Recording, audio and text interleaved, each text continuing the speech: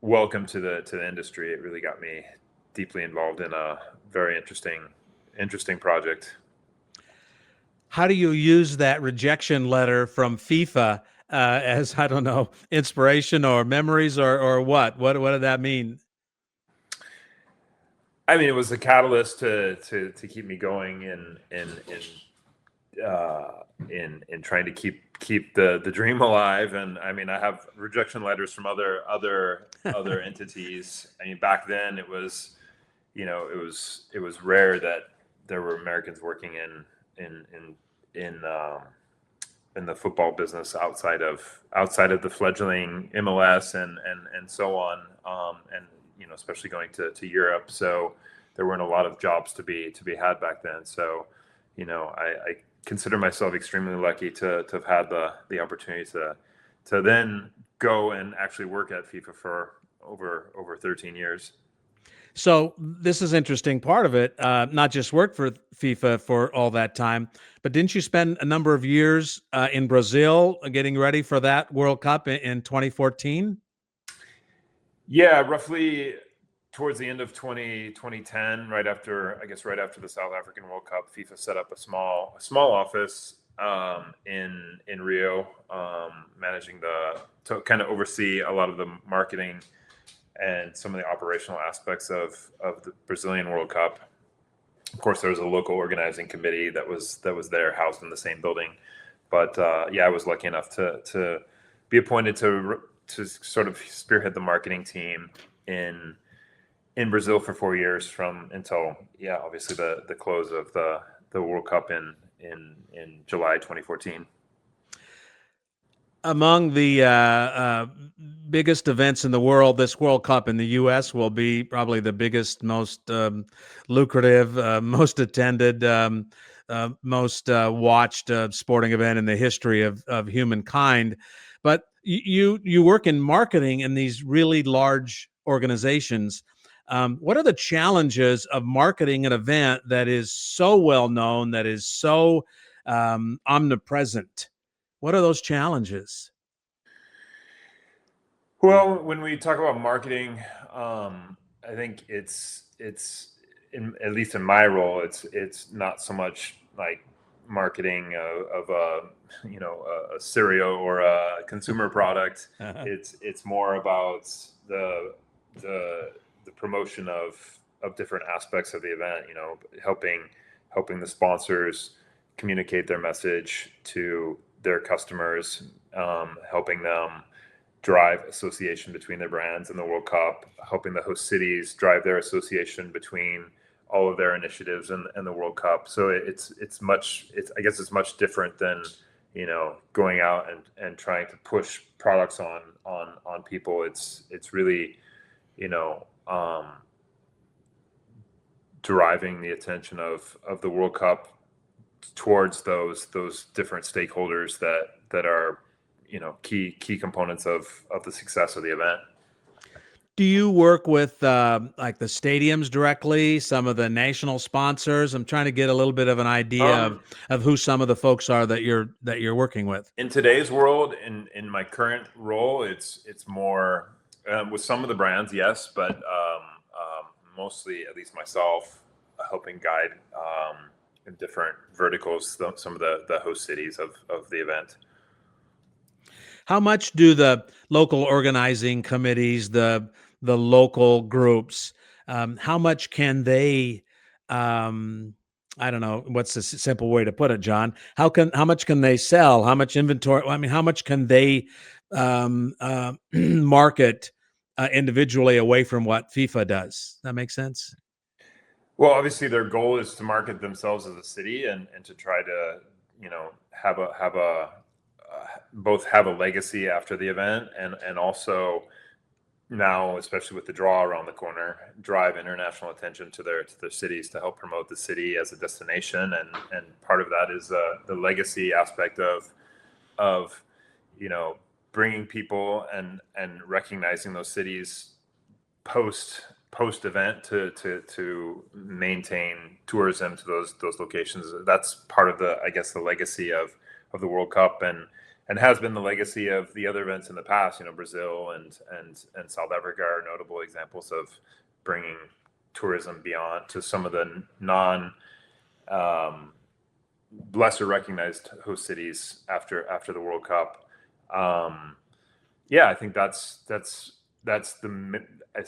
part of the main focus. I think otherwise, the cities don't have usually vehicles to raise a lot of money through sponsorship. At this FIFA World Cup, FIFA's allowed them the opportunity to sell sponsorships, so that is an avenue that the cities have been able to take advantage of in selling local sponsorships to help raise money to finance the organization of the event in their city. I suspect you were still in college in 1994 if you were getting rejection letters in 1997. But do you have a sense of what we have learned could take from 1994, or are we just so far away from that experience that there's not much to relate to? One of the main things is it established the U.S. soccer. There was a profit from the World Cup, and a lot of that profit went into establishing the U.S. Soccer Foundation, and that's one of the main legacies of the '94 World Cup today. The U.S. Soccer Foundation exists and helps promote the game, helps develop the game, and helps provides physical infrastructure to help develop the game, like mini pitches, and I'd say that's the biggest legacy that still exists around the '94 World Cup, is using that profit for a long-term development of the sport, and helping kids across today, still helping kids across the country get into soccer and training them on certain life skills. Do you have a sense yet what you think the World Cup is going to mean to American soccer afterwards? Everybody I talk to, it's like we think what it's going to be. We think what the bounce is going to be. Do you have a sense of what do you think it's going to mean to maybe the average American who maybe doesn't watch soccer much, but here they're going to be watching the spectacle? What do you think? I mean, in the U.S., we love a big event. We love when the attention is on us. So it's going to be, as you said at the top, it's going to be the biggest event that's ever taken place in North America. There's going to be an enormous profit from the event, enormous economic impact to each of the 11 host cities in the U.S. and 16, including Canada and Mexico. So, I mean, it's going to continue to boost the game. In the last 10 years, the amount of soccer specific stadiums, the growth of the MLS, I think that's just going to be the World Cup will be a continued part of that catalyst that's helping grow the game. Yeah. Having spent so much of your career working outside of the U.S. and now back living in the U.S., I mean, you came here after working in Paraguay, Copa Libertadores, right? Correct. And so now you're back in the U.S., living and working. What's that transition been like? I mean, family-wise, it's been interesting. We have two small kids, so it's been a transition for sure to see how inflation's impacted the U.S. It's definitely more expensive than I remember in '98, and that's definitely a hurdle we're dealing with. But it's been interesting to see the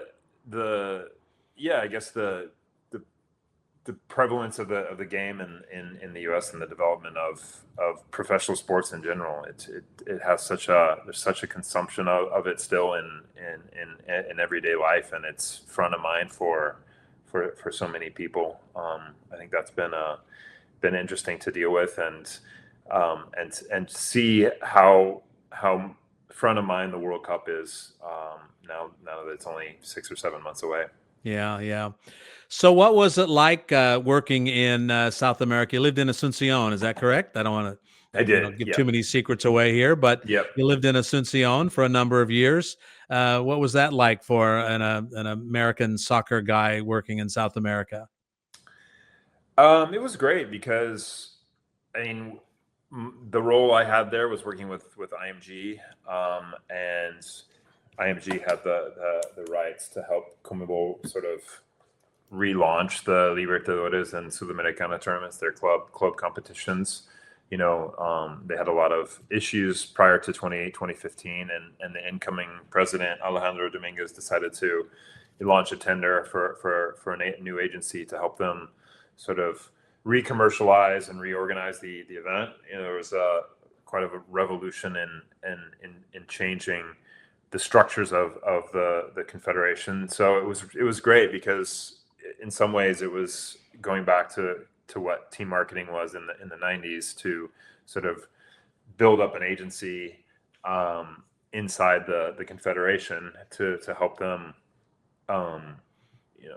rebrand the tournament, reinitiate the commercial, the event as a commercial, those two events as commercial products, and it's really taken off. I mean, it's really growing. I think it's been successful in developing more revenue. It's a much better tournament than it was 8-10 years ago. Yeah. The sense is, and I think the reality is, that there are a growing number of South American football players who are coming to play in the U.S. in Major League Soccer. Traditionally, it had been, you show some talent and you go straight to Europe. Maybe now you show some talent, you go to the U.S., and then maybe you go to Europe or someplace else. I guess that's the prelude to a question. What generally do you think the South Americans think of American soccer at this point in its evolution? I mean, generally, the leagues in South America are so popular at home, and Champions League is such a popular product, and that's where a lot of the South Americans consume their soccer. So I think the MLS is still a little bit of an outlier. That being said, there's a lot of South Americans playing in the MLS, so it's a league still, I think, to always be regarded more and more with respect. I think what's still missing is the opportunities for those MLS teams to compete against European and South American talent. We had the Club World Cup, which was a brief opportunity for that to happen, but the MLS teams compete in CONCACAF Champions League, and taking nothing away from that tournament, which is there's a lot of competition there. They just don't have the chance to compete against European teams and South American teams. So it's difficult to have that the exposure that maybe would help them kind of be more prevalent in the minds of people in South America. Yeah, yeah. Well, there's one thing that the development has come about, and that is that while the new soccer specific stadiums, but the stunning thing, and I'm not sure that's too strong a word, is how many fabulously wealthy people in America are interested in investing in soccer, and not just American teams, but in European teams and otherwise. And that's a generational development that has been intriguing to me as well. Yeah, absolutely. Yeah, I mean, I enjoy watching the Wrexham series, and you can see, at least in that example, you can see both the investment in the club, but also the investment in the community. And I guess that's the hope, that those entities or financially well-off individuals are doing that they can both put money into the team, but also into the infrastructure and improve the community as a whole. I think that, at least in the Wrexham example, is a great case study for American investment into European or South American clubs. Yeah, I don't know of any. I'm sorry, I'm sort of ignorant of this. How much American investment is there in South American soccer clubs? Is that allowed? It is. There is some, especially in the Brazilian league. It's not taken off to the extent that it has in Europe, but there has been some investment into South America. Botafogo is an example. I can't list off any others that come straight to mind, but Okay. I think mainly in Brazil, it's started to happen. Yeah. One of the things I like to do in this little podcast adventure is get an idea of what people do and how they do it. And if you wouldn't mind, without giving away any company secrets, give us a little bit of an idea of what sort of your regular groove is, what you kind of do, maybe a little insight into that. Yeah, I mean, I guess the main thing that is a focus at the moment is and has been for a while is the fan festival. So each host city of the 16 host cities is organizing a fan festival in the city, which started in 2006 in the World Cup in Germany, which is a FIFA event organized and funded by the host cities to give people without a ticket a chance to watch the games on a giant screen and let's say a quote unquote FIFA environment with sponsor activity and entertainment and so on.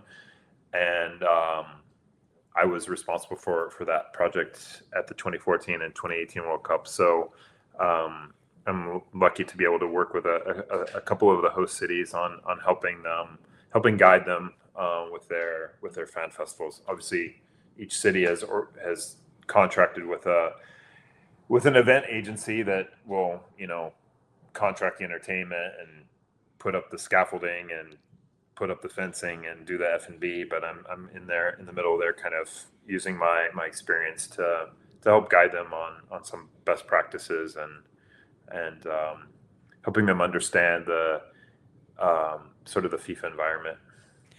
So much of the work that's done in even the Olympics and the FIFA World Cup and these massive world events, a lot of it is done by the community, by folks like you.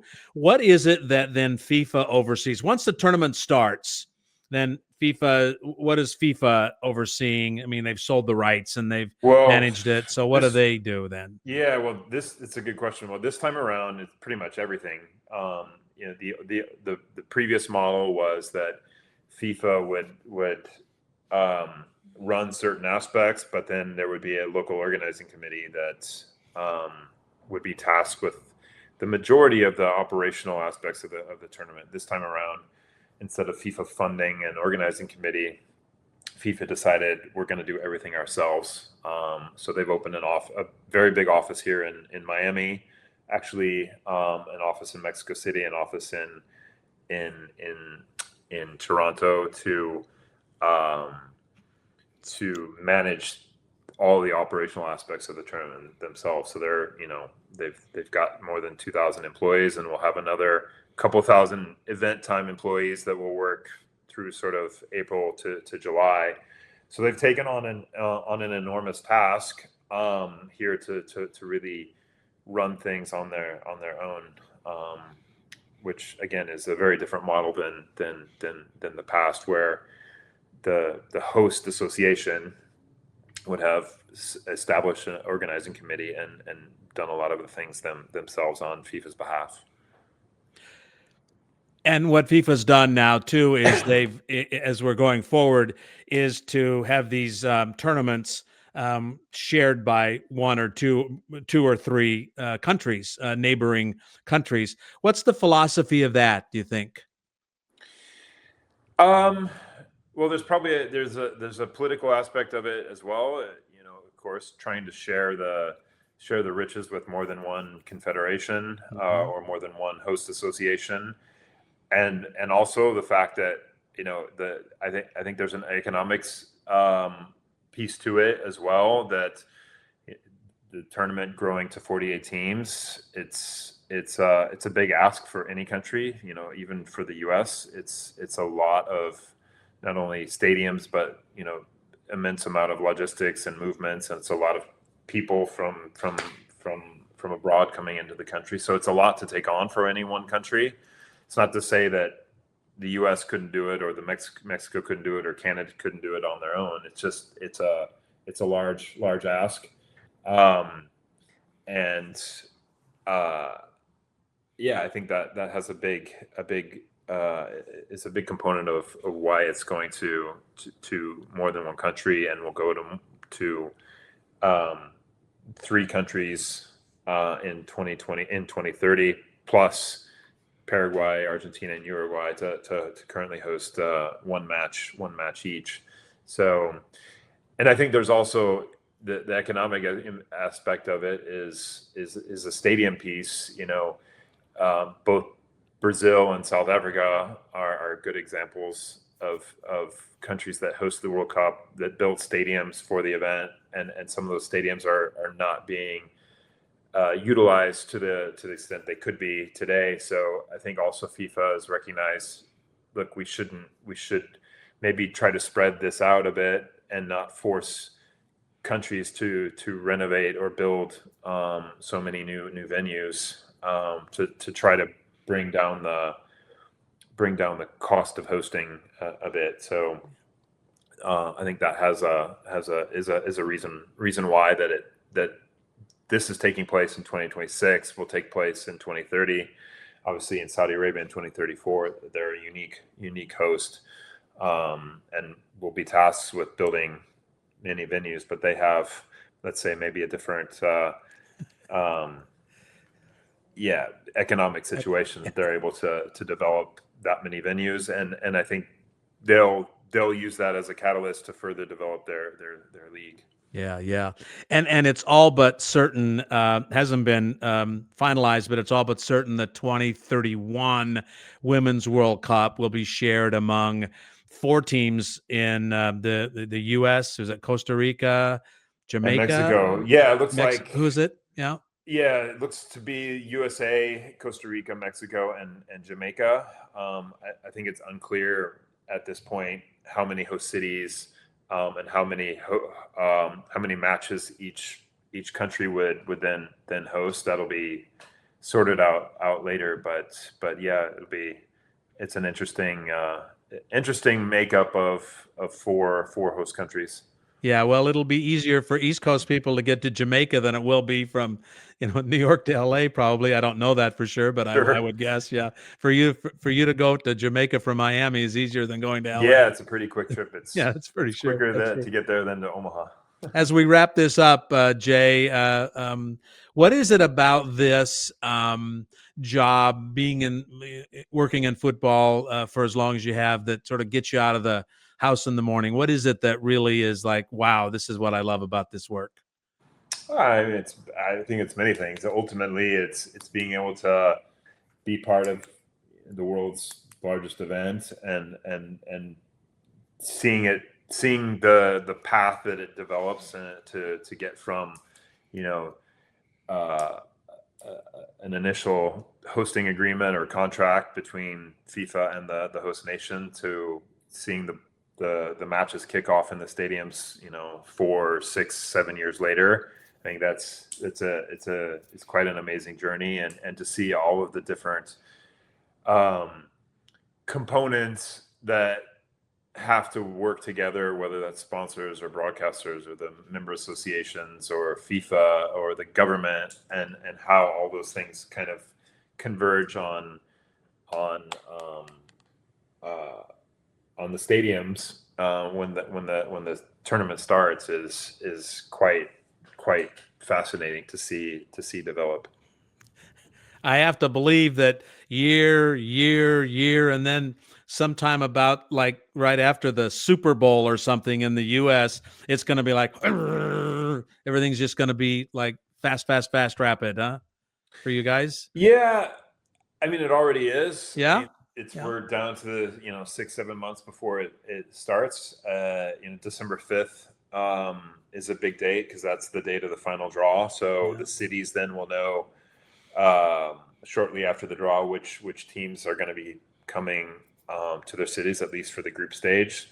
So I think that's a huge moment for them, because they'll begin to know the fan groups that are coming, the teams that are coming, and I think that's when it really, for me, kicks off to the last sort of push towards the event, and I think you'll see the promotion, throughout from that point on start to really ramp up.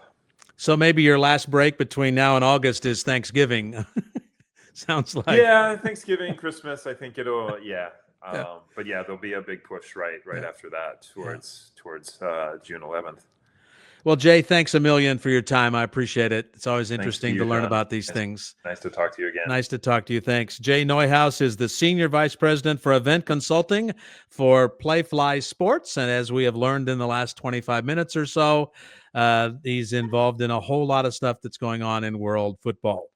And he's been with us on the Soccer Media Podcast. Thanks so much to Jay Neuhaus for his time and expertise, and we should wish him and all the organizers good luck in the coming year. A reminder to like us, subscribe, otherwise pass along the information to your friends. And once again, if you're interested in Soccer America, if you want to stay in the game, members get the daily Soccer on TV schedule and a daily digest of the top soccer stories in their inbox every morning, plus coverage of the biggest matches. You can try it for free for 30 days at socceramerica.com/free trial. That's socceramerica.com/free trial. And check there for the links to find out when new episodes drop. Thanks so much for being here, and we hope to see you next time on the Soccer Media Podcast. I'm John Shrader.